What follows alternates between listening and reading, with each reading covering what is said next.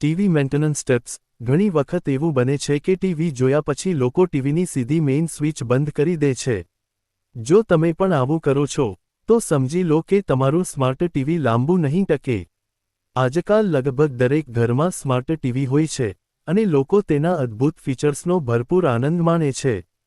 પરંતુ ઘણી વખત એવું બને છે કે ટીવી જોયા પછી લોકો ટીવીની સીધી મેઇન સ્વિચ બંધ કરી દે છે। જો તમે પણ આવું કરો છો, તો સમજી લો કે તમારું સ્માર્ટ ટીવી લાંબુ નહીં ટકે। આ આદત ઘણા લોકોમાં જોવા મળે છે।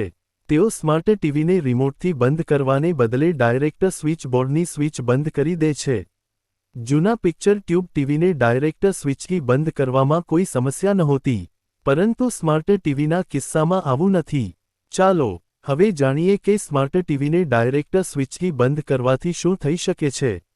સોફ્ટવેર થઈ શકે છે કરપ્ટ। પહેલાના સમયમાં જૂના પિક્ચર ટ્યુબ ટીવી ફક્ત હાર્ડવેર પર આધારિત હતા, જેમાં ડિશ કે કેબલના વાયર જોડવાની જરૂર પડતી હતી।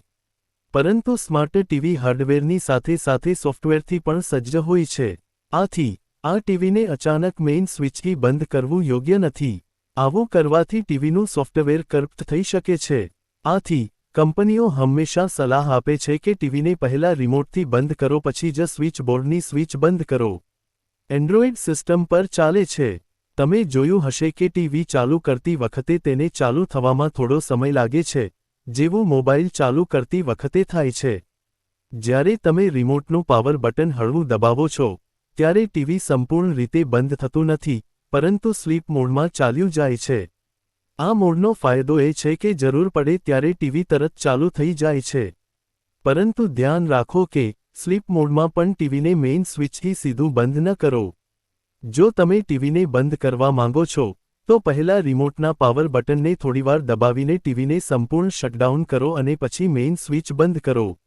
આમ કરવાથી તમારા સ્માર્ટ ટીવીની આયુ અને પરફોર્મન્સ બંને સારા રહેશે। સ્લીપ મોડમાં ટીવીને સ્વિચથી બંધ ન કરો। મોટાભાગના સ્માર્ટ ટીવી એન્ડ્રોઇડ સિસ્ટમ પર ચાલે છે। તમે જોયું હશે કે ટીવી ચાલુ કરતી વખતે તેને ચાલુ થવામાં થોડો સમય લાગે છે, જેવું મોબાઈલ ચાલુ કરતી વખતે થાય છે। જ્યારે તમે રિમોટનું પાવર બટન હળવું દબાવો છો, ત્યારે ટીવી સંપૂર્ણ રીતે બંધ થતું નથી, પરંતુ સ્લીપ મોડમાં ચાલ્યું જાય છે। આ મોડનો ફાયદો એ છે કે જરૂર પડે ત્યારે ટીવી તરત ચાલુ થઈ જાય છે। પરંતુ ધ્યાન રાખો કે સ્લીપ મોડમાં પણ ટીવીને મેઇન સ્વિચથી સીધું બંધ ન કરો। જો તમે ટીવીને બંધ કરવા માંગો છો, તો પહેલા રિમોટના પાવર બટનને થોડીવાર દબાવીને ટીવીને સંપૂર્ણ શટડાઉન કરો અને પછી મેઇન સ્વિચ બંધ કરો। આમ કરવાથી તમારા સ્માર્ટ ટીવીની આયુ અને પરફોર્મન્સ બંને સારા રહેશે। મધરબોર્ડ અને સર્કિટ બોર્ડ થઈ શકે છે ડેમેજ। સ્માર્ટ ટીવીમાં મધરબોર્ડ હોય છે, જે સીધું સ્વિચ બંધ કરવાથી અથવા અચાનક પાવર કટ થવાથી ખરાબ થઈ શકે છે। જ્યારે તમે મેઇન સ્વિચ દબાવીને ટીવી બંધ કરો છો, ત્યારે ચાલી રહેલી પ્રોસેસ અચાનક બંધ થઈ જાય છે, જેનાથી મધરબોર્ડના સેન્સિટિવ કમ્પોનન્ટ્સમાં શોર્ટ સર્કિટ થઈ શકે છે। આ એક વખતમાં ન પણ થાય, પરંતુ વારંવાર આવું કરવાથી આ સમસ્યા નિશ્ચિત રૂપે આવે છે। નોંધ લો કે મધરબોર્ડનું રિપ્લેસમેન્ટ ટીવીની કિંમતના 60થી 70% જેટલું હોઈ શકે છે।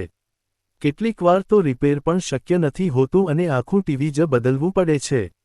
ડિસ્પ્લે થઈ શકે છે ખરાબ। ટીવીને અચાનક મેઇન સ્વિચથી બંધ કરવું તમારા એલઈડી કે ઓલડ પેનલ માટે જોખમી હોઈ શકે છે।